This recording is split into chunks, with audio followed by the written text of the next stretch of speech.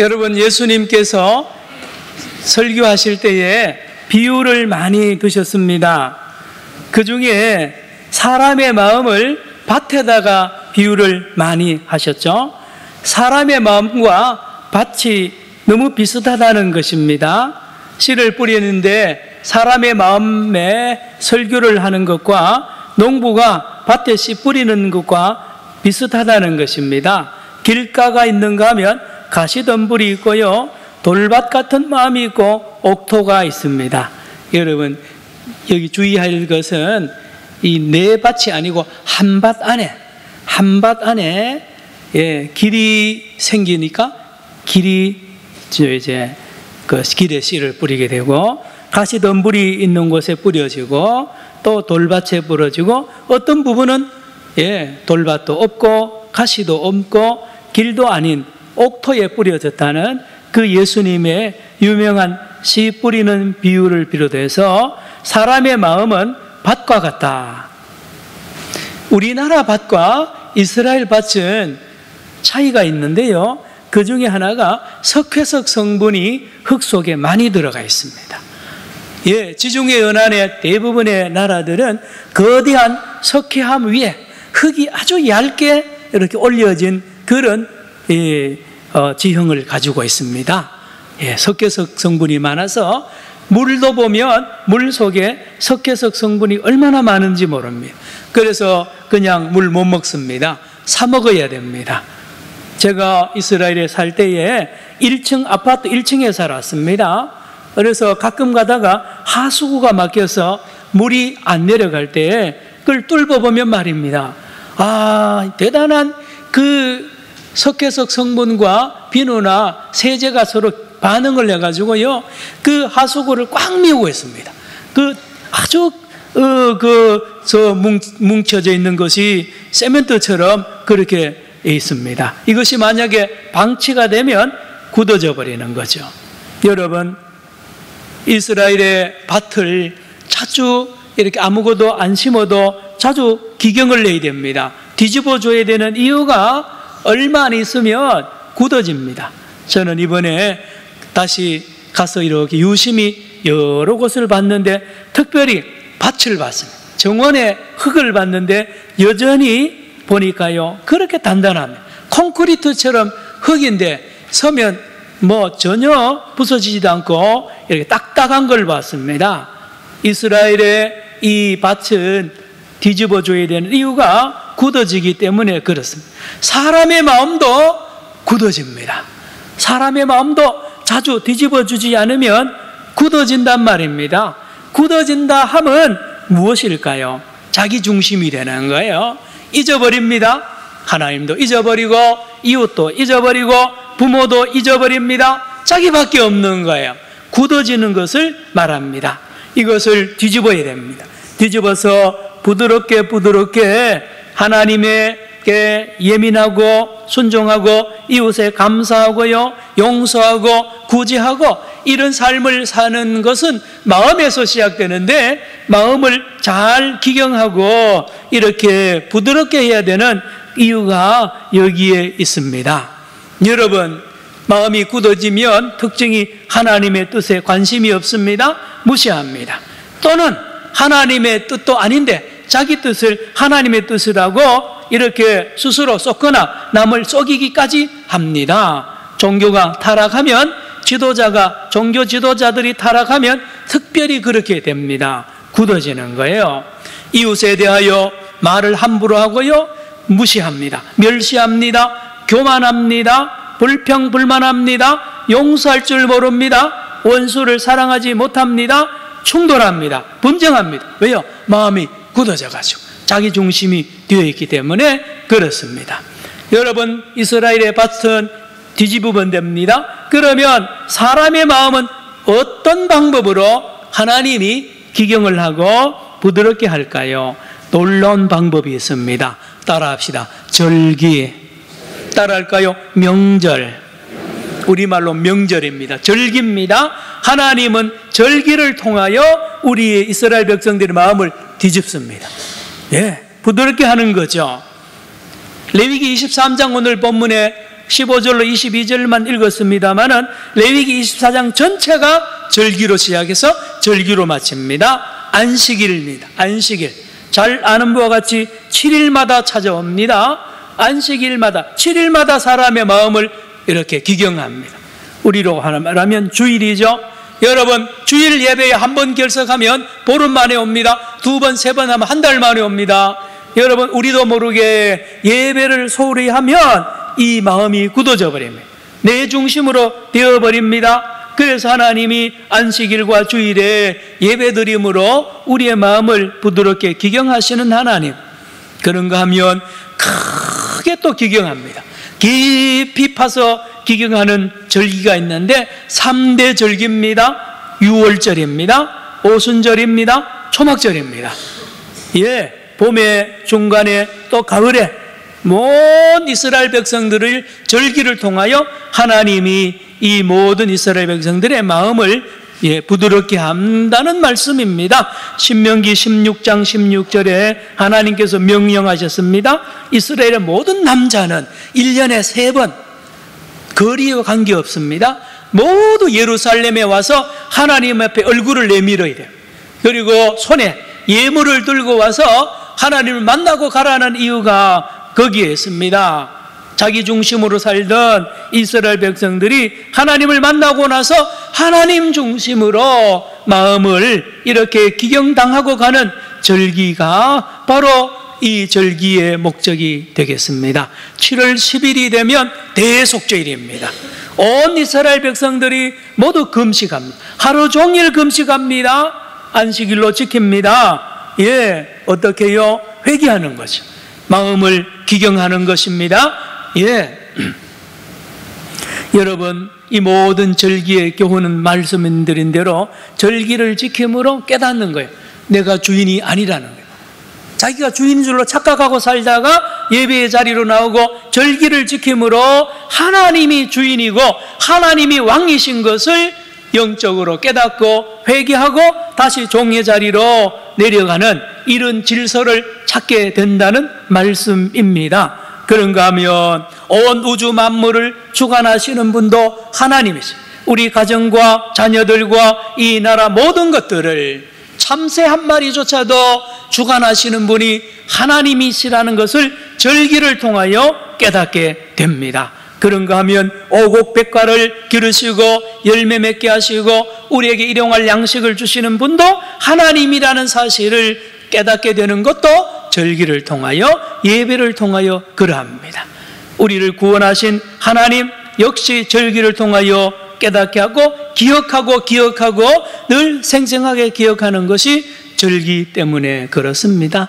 특별히 다음 주일 7월 7일은 한국교회가 맥추감사절로 지키는 절기입니다. 우리 한국교회 전통입니다. 다른 나라는 그렇게 안 합니다. 오순절, 77절, 맥추절은 같은 날입니다. 이름만 다를 뿐입니다.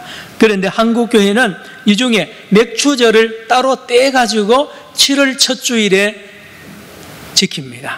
예, 그 이유가 어디에 있느냐 하면 우리 한국교회에서는 모두 다 교단마다 이제 7.7절을 7월 첫 주에 지키는 것은 이제 금년도 반이 지났다는 거예요.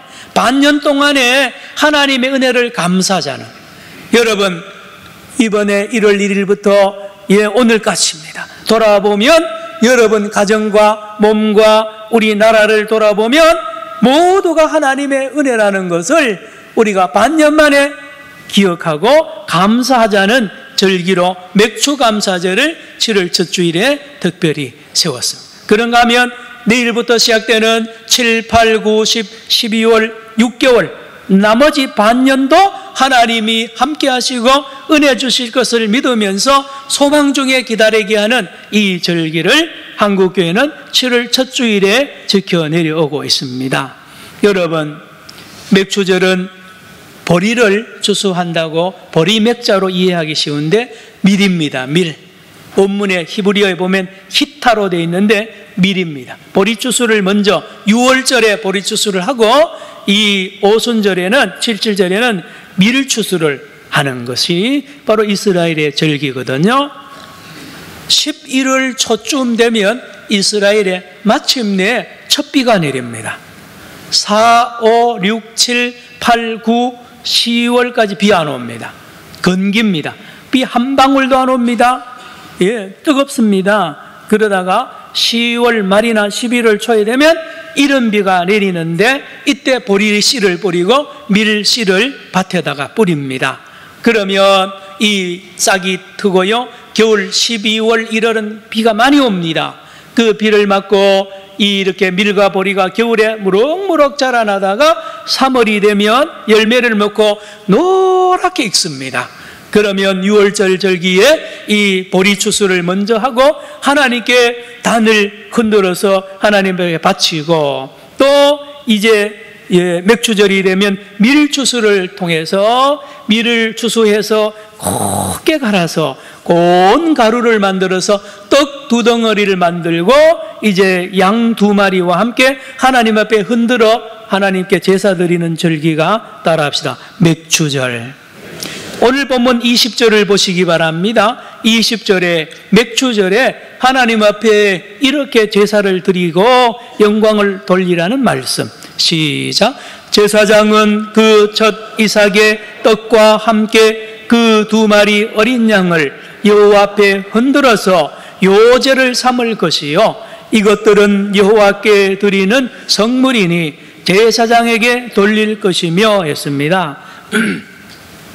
그런가 하면 또 이 맥추절에는 이 본문에 지금 방금 읽었죠? 떡을 2덩어리를 만드는데 고운 밀가루로 만드는데요. 여기에 누룩을 넣습니다. 17절을 보시기 바랍니다. 17절. 너희의 저소에서 10분의 2 에바로 만든 떡 몇 개요? 2개를 가져다가 어떻게요? 흔들지니 이는 고운 가루에 뭐를 넣어서요? 누룩을 넣어서 구운 것이요.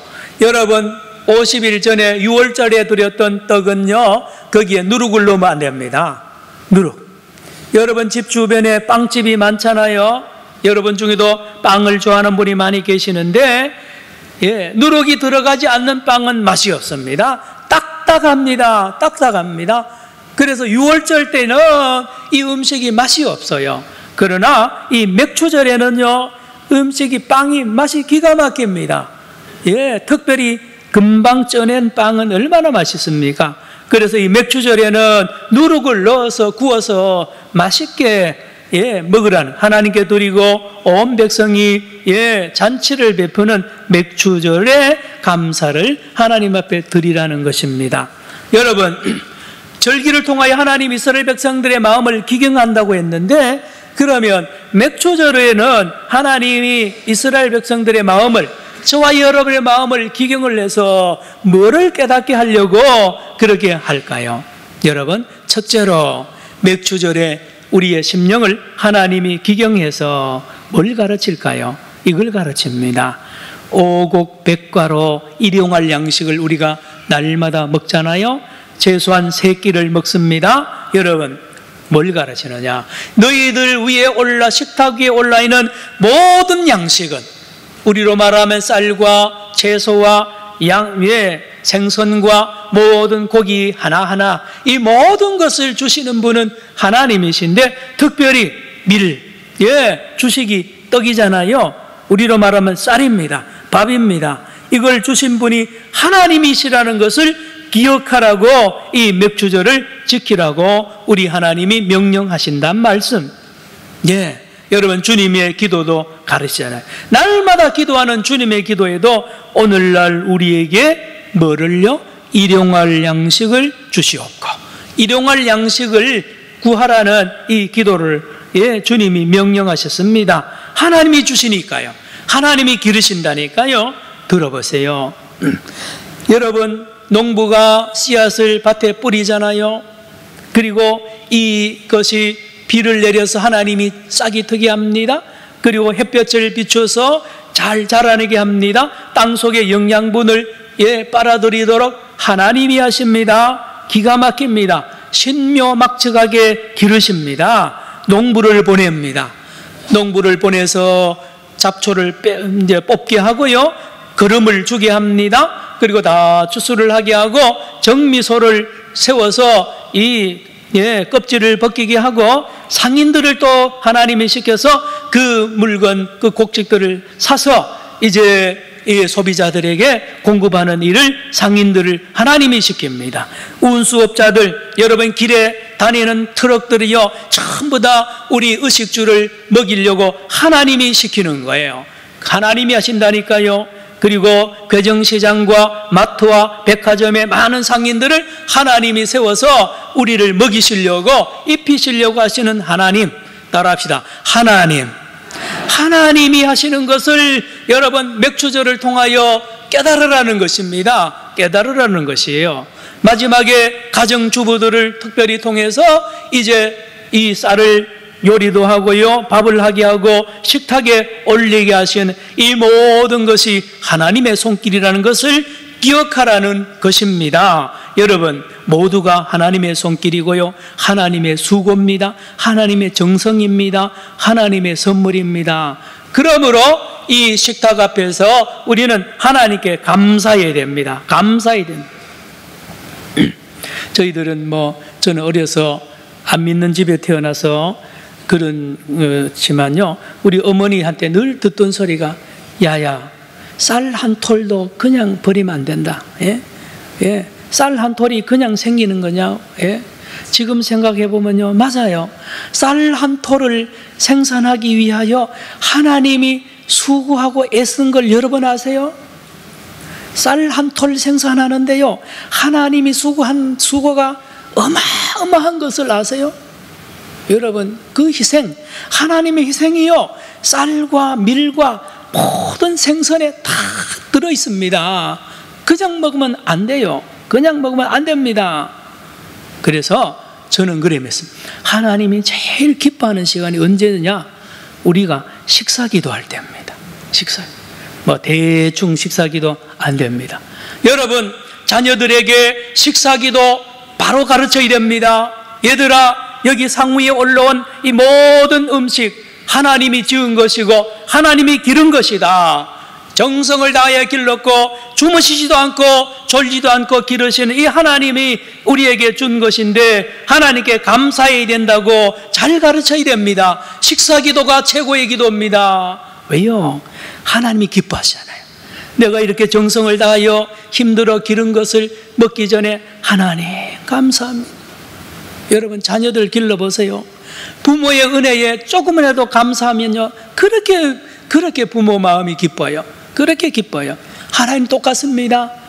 여러분 맥주절의 교훈은 이 모든 오곡백과를 우리에게 주신 하나님께 감사하는 기도를 드려야 됩니다. 이게 최고의 기도입니다. 우리는 금식 기도하고요 철야 기도하는 것을 최고로 보는데요, 하나님은 그보다가 하루에 3번 드리는 식탁 기도를 제일 귀하게 본다는 사실입니다. 사랑하는 성도 여러분, 하나님이 이렇게 밀도 이렇게 정성을 다하여 기르시는데 하물며 저와 여러분을 얼마나 정성을 다하여 기르겠습니까? 왜 우리가 이 하나님을 의심합니까? 여러분 자녀들 여러분이 기른다고요? 아닙니다. 하나님이 기르세요. 하나님이 우리를 아름답게 하고요 우리를 건강하게 하신 분은 하나님입니다. 믿으시기를 축원합니다. 절기를 통하여 우리가 배워야 됩니다. 그리고 이 맥주절의 교훈은 무엇입니까? 한번 따라합시다. 고운 가루. 여러분 밀가루 요즘에는 정미소 잘 못 가는데요, 여러분 어릴 때 저희들 보면 정미소 가면 쌀도 빻고 또 밀도 곱게 빻습니다. 그리고 마지막에 뭐 하느냐, 큰 송풍기 그걸로 바람을 확 불게 하고요 거기 밀가루를 이렇게 날립니다. 그러면 밀가루들이 멀리 날아갑니다.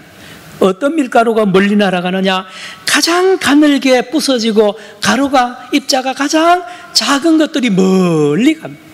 제일 멀리 가는 밀가루를 칸을 질러놓고 요거를 모아서 한 것이 특품입니다. 이게 특등 밀가루, 1등 밀가루가 되고요. 그리고 등수대로 이렇게 합니다. 여러분 고운 가루입니다. 고운 가루. 우리는요, 이 성경을 많이 배우고 설교도 많이 듣고 성경 많이 읽는데 여러분 하나 잊어버리는 게 있어요. 뭐냐? 저 창세기에 보면 가인과 아벨이 제사를 드리거든요. 그런데 하나님이 가인의 제사는 받지 않습니다. 아벨의 제사는 받거든요. 그래서 많은 분들이 때로는 설교 시간에 하나님이 가인이 드린 곡식 가지고 곡식을 드렸기 때문에 하나님 안 받는다. 성경에 그런 말 없습니다. 여러분 다시 보세요. 가인과 그 제물을 연락하지 아니하시고 아벨과 그 제물은 연락했다고 했습니다. 옛날이나 지금이나 하나님 똑같으세요. 뭐냐? 가인에게 문제가 있는 거예요. 제사 드리는 가인의 마음이 하나님을 존경하지 않아요. 하나님 믿지 않아요. 옆에 동생 사랑하지 않아요. 그러면서도 제물을 가져왔기 때문에 하나님이 제물을 또 가인을 받지 않은 것이지 곡식이기 때문에 안 받은 것 아닙니다. 무슨 말이냐? 여러분 성막에 대하여 성전에 대하여 여러분이 아시는 분은 잘 생각해 보세요. 피로 양의 제사를 드리고 염소, 송아지로 피 흘려서 제단불에 바르고 이런 피의 제사가 있는가 하면 놀라운 것은 성소에 휘장을 열고 들어가면 오른쪽에 떡상이 있습니다. 진설병이라고 하죠. 12덩어리의 떡 6개씩 2줄로 쌓아놓은 이 진설병 말입니다. 떡입니다. 재료가 고운 가루입니다. 고운 가루로 만든 이 떡을 하나님은 24시간 연락하십니다. 365일 연락하십니다. 기쁘게 연락하십니다. 피는 하루에 몇 번, 밤에는 피를 못 바치잖아요. 피에 바치는 숫자와 피를 연락하는 시간과 이 떡, 곡식 가루를 연락하는 시간은 비교할 수가 없다는 것입니다. 한번 따라 합시다. 고운 가루. 고운 가루도 하나님께 바쳐집니다. 소제입니다. 레위기에 2번째 나오는 소제는 곡식 고운 밀리나 보리를 곱게 갈아서 떡을 만들어서 하나님께 바치는 제사, 여러분 소제입니다. 소제. 하나님은 이 고운 가루 제사를 받는다는 말씀을 여러분 잘 명심하셔야 됩니다. 여러분 고운 가루 누굽니까? 예수님이세요. 예수님의 삶을 보면 고운 가루입니다. 그렇게 고울 수가 없어요. 연한 순과 같다 그랬죠. 여러분 빌립보서 2장 5절 이하에 보면 하나님의 본체시나 자기를 낮추셔서 죽기까지 복종했다는 것을 가루로 보면 갈려지는 겁니다. 예수님은 자기를 완전히 갈아서 존재가 없어요. 예수님은 이 땅에 사시면서 한 번도 자기 뜻대로 산 적이 없고요, 자기 뜻을 관철하기 위하여 고집을 피워본 적이 없어요. 항상 예수님은 고운 가루입니다.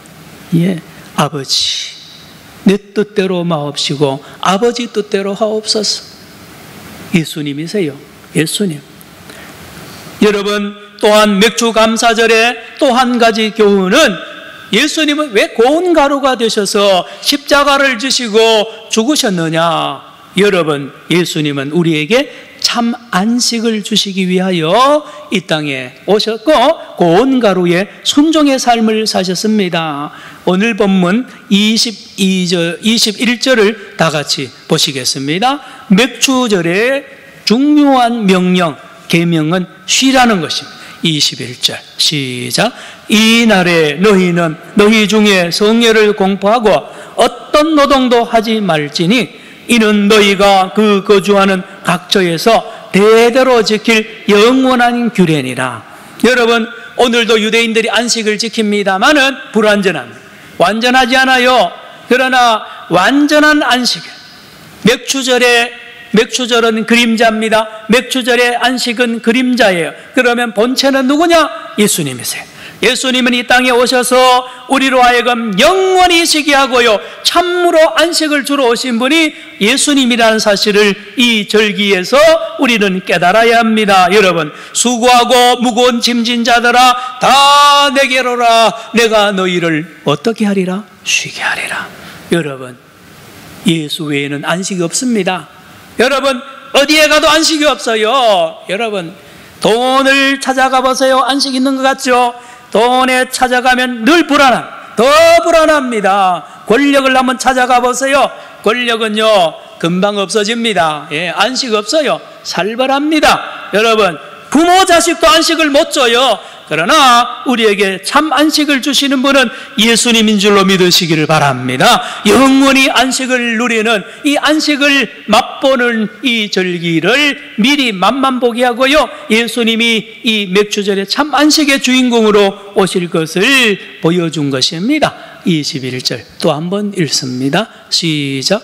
이 날에 너희는 너희 중에 성회를 공포하고 어떤 노동도 하지 말지니 이는 너희가 그 거주하는 각 처에서 대대로 지킬 영원한 규례라. 여러분, 맥주의 이 맥주절의 안식일을 완전히 성취하신 분이 예수님이라고 그랬는데요, 여러분, 히브리서 4장, 신약성경 히브리서 4장 보면 전부 다 안식인데 바로 예수님이 우리의 참 안식이라는 것을 알려줍니다. 그런가 하면 이 맥주 감사절에 우리에게 주시는 하나님, 우리의 마음을 기경하는 하나님은 무엇을 알려줄 것입니까? 여러분, 바로 이 고운 가루로 만든 떡. 여러분, 17절을 보시기 바랍니다. 17절에 아까 읽었습니다만 다시 보세요. 너희의 저소에서 10분의 2 에바로 만든 떡 2개를 가져다가 흔들지니 떡입니다. 고운 가루로 만든 떡, 바로 예수님을 말합니다. 예수님이 우리에게 참 생명의 양식이 됨을 알려주는 것입니다. 여러분, 어떤 것을 먹어도 또 배고파요. 어떤 것을 마셔도 또 목마릅니다. 그러나 예수님을 먹고 예수님을 마시고 성령을 마시면 영원히 살고요, 생명이 넘쳐납니다. 죽은 사람도 살아납니다. 예수님의 이 놀라운 능력을 이 맥주절에 알려줍니다. 그리고 마지막으로 이 맥주절의 교훈이 어디에 있습니까? 22절에 보면 이렇게 명령하세요. 하나님이 22절을 같이 읽습니다. 시작. 너희 땅에 곡물을 벨 때에 밭 모퉁이까지 다 베지 말며 떨어진 것을 줍지 말고 그것을 가난한 자와 거르면을 위하여 남겨두라. 나는 너희의 하나님 여호와이니라. 여러분, 우리는 이 시골에 보면 이 추수할 때 낫으로 뵭니다. 요만한 낫으로 속속 베는데요, 요즘은 기계로도 하죠. 이스라엘은 옛날에 낫을, 어떤 낫을 쓰느냐, 큰 낫을 씁니다. 이렇게 큰 낫을 길게 이제 자루를 가지고 휘휘 돌립니다. 그러면 둥글게 이제 추수가 되는 거죠. 그러다 보면 이 내 모퉁이에는 이게 낫이 못 갑니다. 그러니까 내 모퉁이에는 이 보리나 밀이 남겨지게 되죠. 그래서 오늘 주님이 말씀하시기를 그 모퉁이에 남겨있는 그 보리와 밀을 베지 말라는 거예요. 그리고 추수하다가 베다가 떨어진 이삭도 줍지 말라는 거예요. 왜요? 가난한 자들과 나그네들을 위하여 남겨두라는 것입니다. 22절 또 읽을까요? 시작. 너희 땅에 곡물을 벨 때에 밭 모퉁이까지 다 베지 말며 떨어진 것을 줍지 말고 그것을 가난한 자와 거름을 위하여 남겨두라. 나는 너희의 하나님 여호와이니라. 뭘 말합니까? 선교입니다. 전도입니다. 나누는 거예요. 뭐를요? 예수님을 나누는 거죠. 생명의 떡 되시는 예수님을 온 세상 사람들에게 나눠주라는 것입니다. 예루살렘 온 유대와 사마리아와 땅끝까지 있는 모든 사람들에게 참 양식이 되시는 예수님을, 참떡이 되시는 예수님을 나누어줘서 그들을 살려내라는 이 교훈이, 이 맥주 감사절에 교훈이 있는 것을 우리가 알아야 됩니다. 사랑하는 성도 여러분, 말씀을 마칩니다. 이 맥주 감사절에 저와 여러분이 깨달아야 되는 것 몇 가지 제가 말씀을 드렸는데요. 일용할 양식, 여러분 세끼 밥 먹을 때마다 정성을 다하여 기쁨으로 감사해야 됩니다. 하나님이 그 모든 양식을 우리 식탁에 올리기까지 얼마나 수고했는 것을 알아요. 여러분, 예수님이 말했죠. 들의 백합화를 보라. 예, 하나님이 다 한 올 한 올 다 아름답게 입혔다 그러잖아요. 그 과정에 얼마나 하나님이 정성을 다하고 힘을 다했는지 여러분 생각해 보셨어요? 여러분, 저와 여러분의 몸이 말입니다. 얼마나 복잡하고요. 신묘막측한 이 몸 구석구석 세포 하나하나를 여러분 다 하나님이 쉬지도 않고 늘 움직이게 하는 분입니다. 하나님요. 여러분 건강, 여러분 힘으로 한 줄 아세요? 아닙니다. 여러분뿐만 아니라 자녀 손들 건강한 거요, 하나님 앞에 눈물로 감사해야 됩니다. 하나님의 애쓰심과 하나님의 수고하심이세요. 이 맥주절, 다음 주일이 우리 맥주절을 지키는 절기입니다. 원하기는 이 한 주간 동안에 우리 6개월 동안의 삶을 돌아보고, 아니요, 우리의 일생을 돌아보면서 하나님이 나와 우리 가정과 우리 교회 이 민족 위에 지극히 작은 일부터 큰 일까지 주관하시고 은혜를 베푸신 우리 하나님을 다시 기억하시고 감사하는 저와 여러분 되기를 축원합니다. 기도합시다. 사랑의 주님, 우리의 힘으로 온 것 같지만 전적으로 하나님의 도우심이었고 하나님의 인도하심이었으며 하나님의 선물이었습니다. 참으로 맥주절을 앞두고 이 한 주간 하나님께 받은 은혜를 감사하며 또 받을 은혜를 기대하면서 지내는 한 주간 되게 하여 주옵소서. 예수님의 이름으로 기도드리옵나이다. 아멘.